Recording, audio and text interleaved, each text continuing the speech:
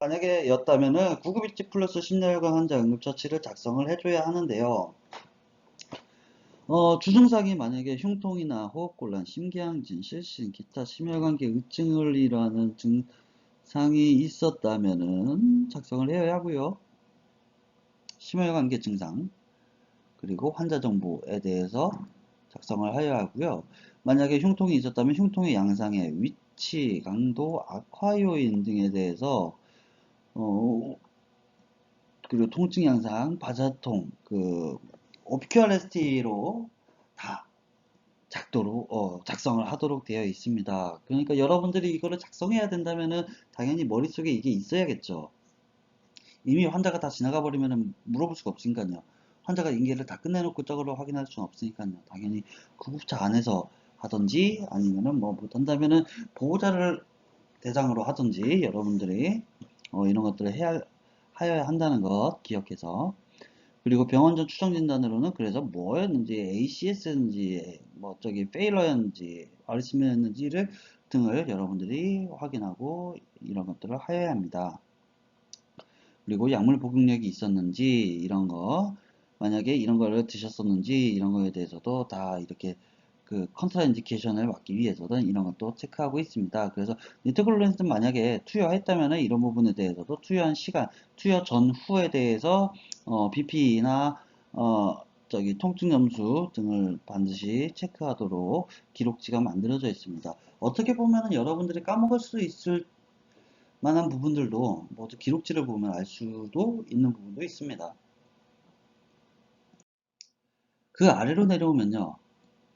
3유도 심전도에서는 했는지 안 했는지, 소견은 무엇이었는지, 노멀 사이너스 리듬, 사이너스 타키카디아나, 와이드한 큐어레스였는지, 내로우한 거였는지, 아니면은 브레디카디아인데, 사이너스 쪽 리듬이었는지, 아니면은, 어, AV 블락이 있었던지, 아니면 아더이었는지, 아니면, 이건 판독하기 어려운데, 뭐, 그런, 모르는 걸 수도 있고요.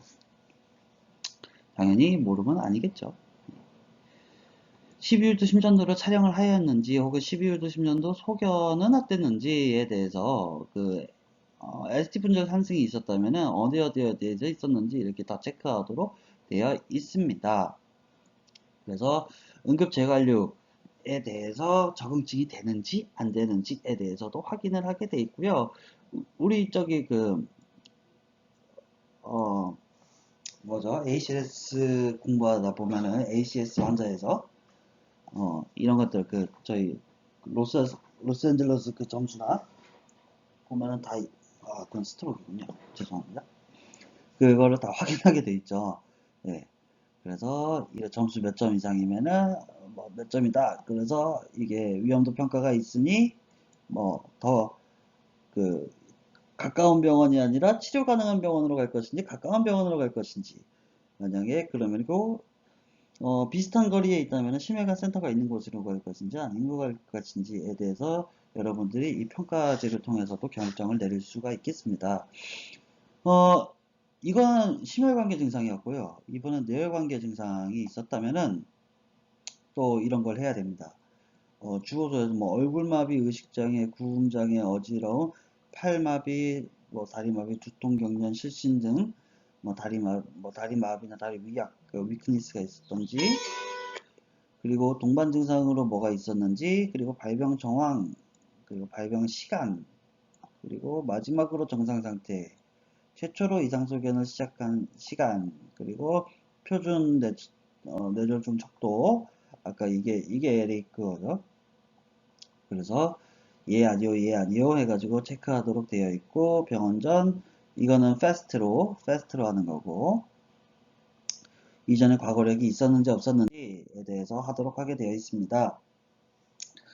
그래서 아까 전에 그런 심혈관계 증상이 있거나 뇌혈관계 증상이 있는 환자들은 구급일지 플러스 그거를 작성하게 되는 거고요. 만약에 중증해상 환자의 의증이 들어가면은 중증해상 환자 응급처치 세부상황표가 들어갑니다. 그러니까 큰 카테고리로 심정지, 심혈관 질환, 중증해상, 이 세 개는 구급일지 플러스 알파예요. 이런 기록들을 하여야 하고, 이러한 중증 질환에 대해서는 여러분들이 평가서에 있는 것을 작성하기 위해서라도 여기 있는 것들을 반드시 평가하고 처치하고 해야 된다는 것. 그래서 중증 외상 환자 중증도 평가 기준에 해당하는지 저희가 필드 치료제 가이드라인이 있지 않습니까? 거기 보면 의식 수준 V 이하, 그러니까 외상인데 부식 수준 V 이하, 시스톨릭 BP가 90 이하로 떨어졌는지, RR이 10 미만이거나 아니면 30회 이상이었는지, 아니면 신체적 소견으로서 관통 또는 자상이 있는데 머리, 목, 가슴, 배, 상완, 대퇴부 이런 거에 있었는지, 흉곽에 플레이 체스트가 있었던지, 아니면은 롱본의 프랙처가 2개 이상 있었던지, 손상 기정상 고위험 교통사고나 이런 사고였는지, 그리고 낙상인데 성인은 6, 소아는 3 이상이었는지, 이런 거에 해당하지 않지만, 이 부분, 55세 이하, 55세 이상, 고령에 해당하거나,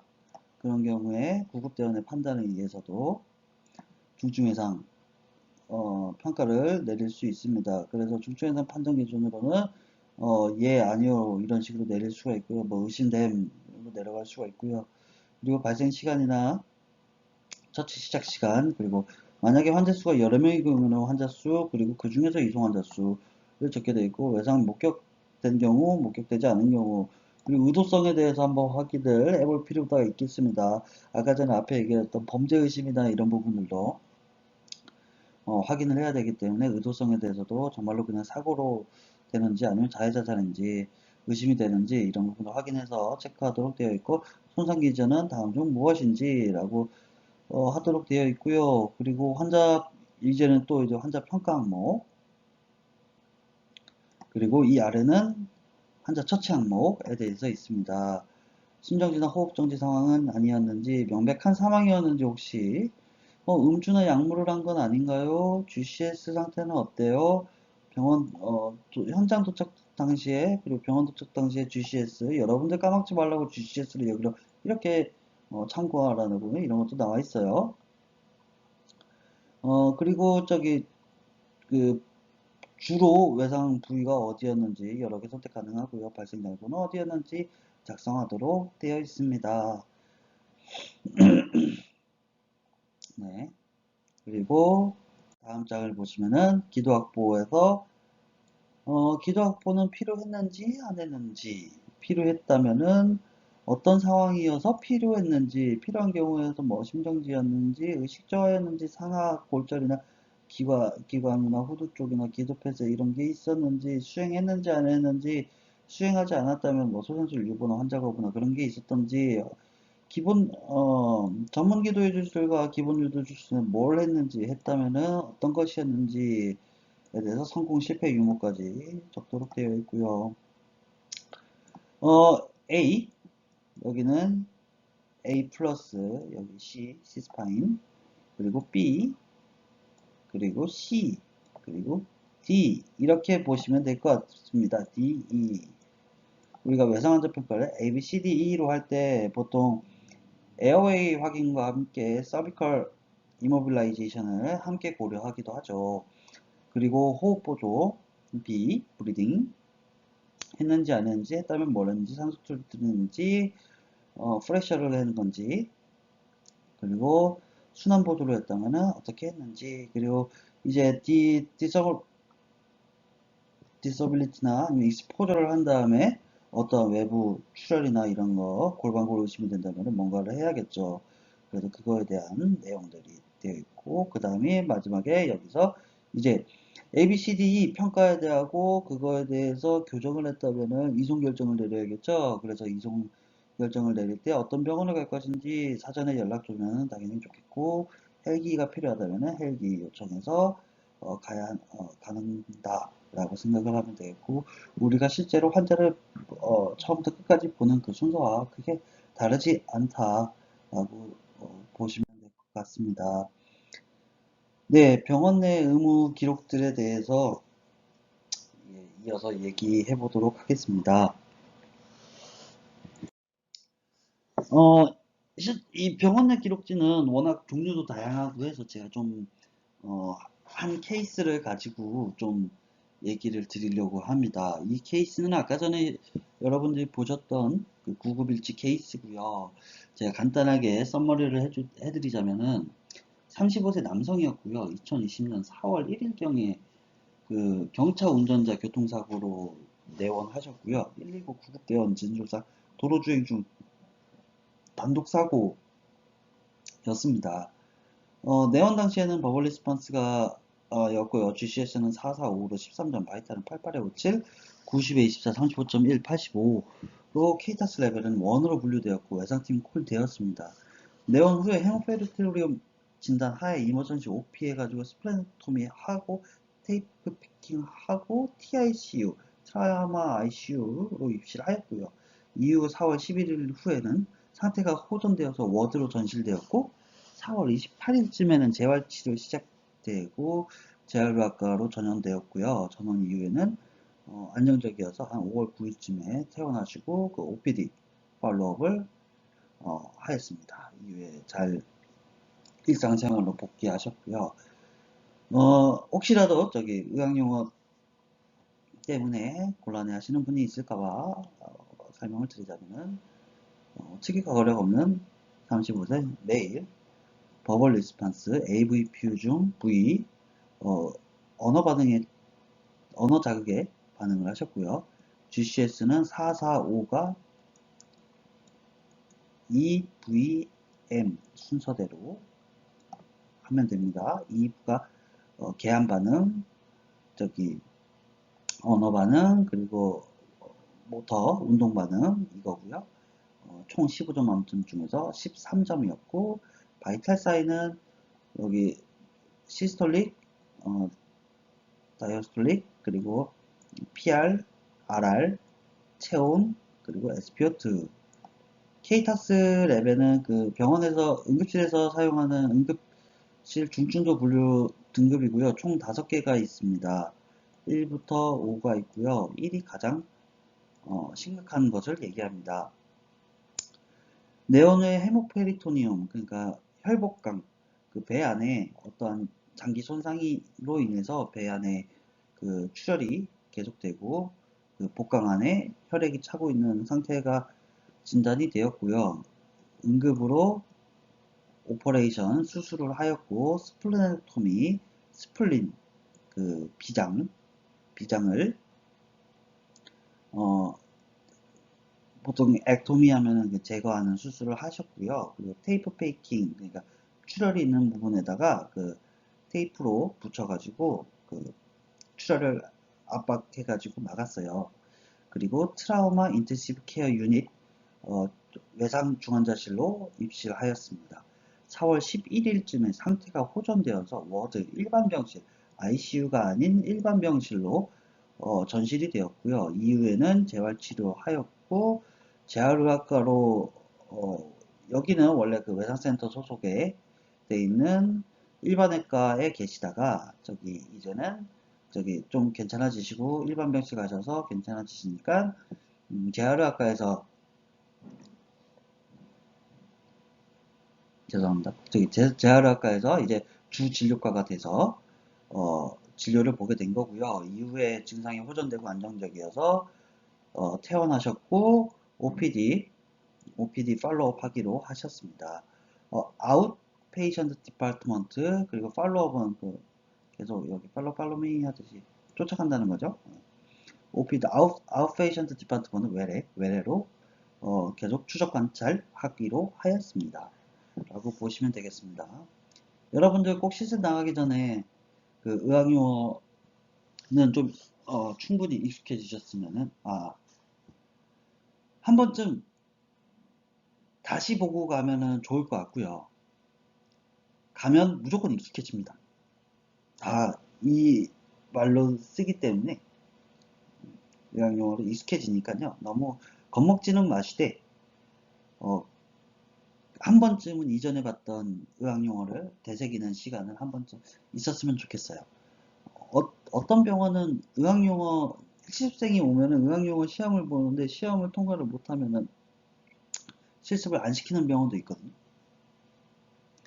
요즘에 그런 병원 없을 것 같긴 한데 어쨌든 그렇게 시험 보는 병원들도 있습니다. 예. 그래서 어쨌든 한 번쯤은 의학용 뭘 봐야 되지? 뭐 어, 아마 나중에 뭐 카톡이라도 그런 데다가 자주 쓰는 의학용어 그런 거 올려주세요 하면 제가 한번 전달해 드릴 수 있도록 하겠습니다. 예. 그래서 아까 전에 봤던 그 구급일지는 저희가 앞에서 그 봤던 거고요. 특수보급자에다가 35세 남성 23시 24시 00시 1분에 도착했고 교통사고고 운전자고 이때 당시에 현장에서는 A였네요. 아까 전에 그 응급실 도착할 때는 버벌리 스판스였는데 그쵸. 이때 혈압이 안 재졌을 때가 아마 혈압이 낮아서 안 재졌을 수도 있을 것 같아요. 응급실 도착했을 때 88이었으니까요. 그쵸? 음. 그래서 차량 단독 사고였고 도착한 바 의식이 있었고 다리 대시부터 끼어 있었고 찰과상이나 명치 부분의 자상 그리고 의식 소실이 없었다고는 하나 설명을 하지 못하고 다리에 쥐가 난다는 말을 반복한다. 말초 PMS는 정상이었고 그렇게 해서 병원에 이송이 되었습니다. 그래서 환자가 이렇게 쭉 환자 도착하고 접수부터 중증도 분류 그리고 예진하고 이분 같은 경우는 뭐 중증도 분류하고 바로 팀콜이 돼가지고요. 바로 이 코스로 들어갔습니다. 보시면은 이게 의무 기록 중에 하나인 트리아지 시트라는 건데요. 중증도 분류 단계에서 취득하는 정보 남성 35세 이 시간에 도착하셨고 아까 119는 1분이라고 했잖아요. 아마 그 사이에 그 뭐지 그 뭐 저기 구급차 거기 스트레처에서 병원 베드로 옮겨지는 시간이나 그런 뭐 그리고 뭐 접수 시간이나 이런 것도 조금씩 있었겠죠. 그래서 조금 차이가 나는 것 같고요. 내원 사유는 질병 외 아니면 질병입니다. 뭐 그리고 내원 수단은 119 구급차로 내원했고 주증상이 라이트 레그 페인, 체스트 월 페인, 업도미널 페인이 있네요. 페인, 업도맨. 발병일은 23시 10분쯤 그리고 여기 88에 57이었고 혈압 맥박수는 90, 호흡수 24회, 체온 35.1, SpO2 85, 버벌리 스판스 그리고 여기 통증 점수는 10점 만점에서 9점. 중증도 분류 레벨 1. 중증도 분류를 한 사람은 간호사 선생님이 하셨고 중증도 분류 자격 번호는 이렇게 되고 그래서 1입니다. GCS는 다음과 같이 하나 4점, 4점, 5점이었습니다. 이게 중증도 분류 단계에서 이 정도 정보를 취합하고요. 그 다음에 큰 화면이 있었네. 그리고 나서 ER 노트를 보면은 여기 C라고 되어 있는 거는 치프 컴플레인. 그래서 이거는 뭐 주증상에 대한 그 국제 코드고요. 아까 전에 보셨다시피 주호소에 대한 레그 페인 라이트, 페인 체스트월, 페인 업도면. 그리고 여기 데이트 타임. 그래서 손상 시간, 장소, 손상 기전, 그리고 구급차 이송 전 연락되었음. 이런 정보들도 다 하고 있습니다. 그래서 TPV라고 하거든요. 타임, P, 플레이스, V, 벡터. 어떤 기전이었는지, 벡터, 힘의 방향. 그래서 타임, 플레이스, 벡터 이렇게 기억하시면 좋습니다. 그리고 패스트 히스토리에서는 일단 기본적인 거 하이퍼텐전하고 DM을 확인했는데 없었고 여기 SHX는 소셜 히스토리라고 해가지고 알코올이나 스모킹 하는데 지금 이 BP도 90 미만인 이 환자한테 굳이 이것까지는 하지 않았고요. 여기 프레젠트 일리스 PI 35세 남자 상기 주소로 보는 내용 해가지고 되어 있고요. 다음 보시면은 여기 RS 개통검진에서 헤덱 없었고 디지니스 없었고 노지아는 없었는데 피지컬 이거지면서 바이탈 사인 80에 57, 90, 24, 35.1 일단 이것만 봐도 외상 환자에서 90비만만 떨어져도 뭐 평소에 저혈압이 있는 환자가 아니었다면은 지금 외상으로 인한 저혈압이라면 아니면 어딘가에서 출혈이 있다라고 샥으로 진행되고 있는 건 아닐까라는 최악의 상황을 가정을 하고 접근을 해야겠죠. 그래가지고 헤드나 페이셜 리전에서는 뭐 특별한 상해는 없었고요. 여기 MS는 멘탈 스테이터스입니다. 버벌 리스판스고요. 그리고 넥 리전에는 뭐 특별히 없고 업도미널 pelvic 리전에서 뭐 특별히 외상 같은 건 안 보이고 백앤 스파인 리전에서는 조금 뭐 보이나 봐요. 뭐 아직 이미지에서는 확인이 안 됐고요. 임프레션 그래서 지금 헤모페리토니움인 것 같습니다. 그래서 다이어그노스틱 플랫 그 진단을 위한 계획으로는 랩이랑 이미지를 나가겠고 치료를 위한 플랜으로는 일단 심틈 컨트롤 SX는 심틈 증상을 얘기합니다. 심틈 컨트롤을 하기로 했습니다. 이 질병의 환자, 응급 환자, 정말 자료들이 많은데 이 여러 개가 뭐 중복되는 것도 많습니다. 그래서 한 번 기록하고 나면은 그냥 딱 계속 이렇게 이어져 있고요. 이걸 키면 이 환자의 이걸 키면은 기본적으로 들어가 있는 건 저절가 있고 실제로 적어야 되는 것은 별로 없습니다. 아까 봤던 거는 일단 뛰어 넘어가고요. 발병 일시나 내원 수단, 뭐 산소 투여 여부 이, 이 질병의 응급 환자 초기 평가라는 자료에서는 보호장구 유무도 체크하고 있었네요. 이걸 보니까 에어백은 전개되었다고 합니다. 뭐 신체 계측 부분도 있고요. 뭐 흡연, 소셜 히스토리를 수집하기도 합니다. 그리고 이렇게 과거 병력했을 때 없음에 체크가 되어 있고요. 과거력, 입원이나 수술한 기록도 없었나 보네요. 내원식 교육에 대해서는 뭐 이거는 원래 기본적으로 해야 되는 건데 아마 이 당시에는 일단 나중에 할 것으로 하고 먼저 체크를 하고 나서는 어, 환자의 치료가 우선이었겠죠. 그리고 뭐 이런 것도 있습니다. 환자의 사생활 비밀 요구가 있었는지 없었는지, 낙상위험 평가, 기동성 장애가 있거나 이런 환자들 같은 경우는 낙상위험 평가가 높은 환자들한테는 더 주의 깊게 봐야 된다고 해서 따로 환자한테 뭐 태그나 이런 거에 붙게 되겠습니다. 그래서 외상센터 팀콜이 됐습니다. 이유는 당연히 수축기 혈압이 낮았기 때문이고요. 그리고 아까 보셨다시피 그러한 저기 버벌 리스판스 이 13점, GCS가 13점이었고 의식 수준 P는 아니었지만 GCS는 13점이었고요. 일단 이 두 가지의 외상팀 콜을 해야 되는 외상팀 활성화를 해야 되는 기준에 부합했습니다. 사전에 수용 요청을 받은 환자나 내원 환자 시 활성화에 부합할 때는 의료진이나 전담 의료 전문의가 포함된 활성화를 호출을 해야 합니다. 권역 외상센터는 그래서 저희 기관 같은 경우가 권역 외상센터였기 때문에 외상팀 콜이 되었고 외상팀 활성화 팀에는 외상외과 전문의 2인 이상 그리고 응급학과 전문의 이상 총 3인 이상이 포함되어야 하고요. 필요한 경우에는 신경외과나 OS, 신경외과, 정형외과, 마취통증과 영상학과 전문의도 호출해야 하는 것으로 되어 있습니다. 그리고 호출된 팀원들은 무조건 10분 이내로 소생구역으로 뛰어와야 됩니다. 네, 그래서 그 각 과마다 이렇게 오면은 이 기록